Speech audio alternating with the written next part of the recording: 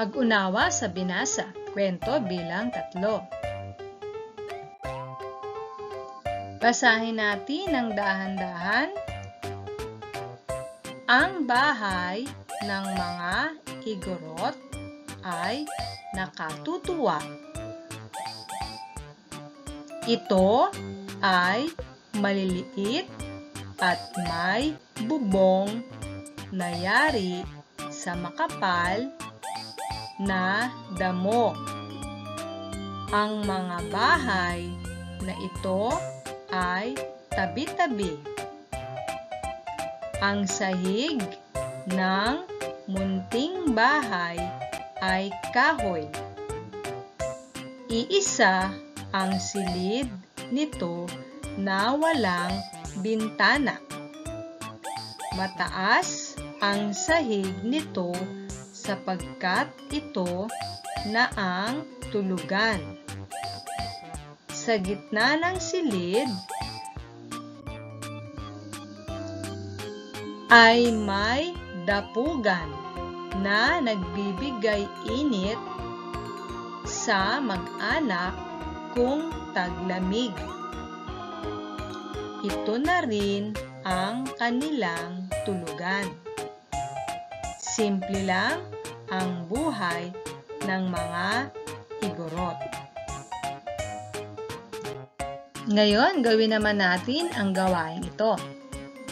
Maaari mong isulat ang iyong sagot sa papel at titik lamang ang isusulat. Handa ka na ba?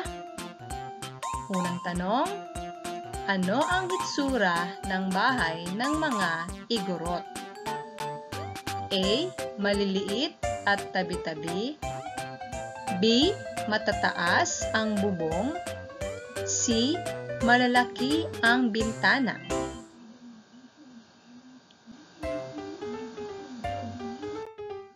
Pangalawa, yari sa ano ang bubong nito? A.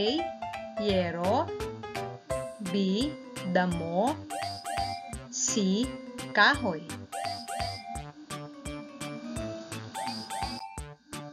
Pangatlo, ano ang sahig nito? A. Kawayan. B. Lupa. C. Kahoy. Pang-apat, bakit mataas ang sahig nito? A. Para magsilbing tulugan. B. Para magsilbing lutuan. C. Para magsilbing kainan. Kalima, ano ang nasa gitna ng kabahayan? A. Gawaan. B. Dapugan. C. Tulugan. Kung tapos ka na, tseka natin ang iyong mga sagot. Una, ano ang itsura ng bahay ng mga igorot? Ang tamang sagot ay letter A.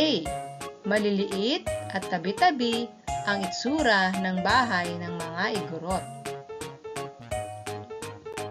Pangalawa, yari sa ano ang bubong nito? Ang sagot ay letter B. Yari ito sa damo. Pangatlo, ano ang sahig nito? Ang sagot ay letter C. Ang sahig nito ay kahoy. Ika-apat, bakit mataas ang sahig nito? Ang sagot ay letter A.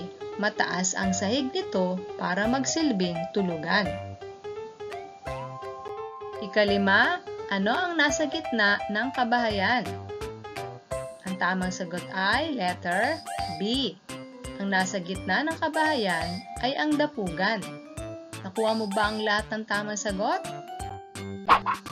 Ang galing mo!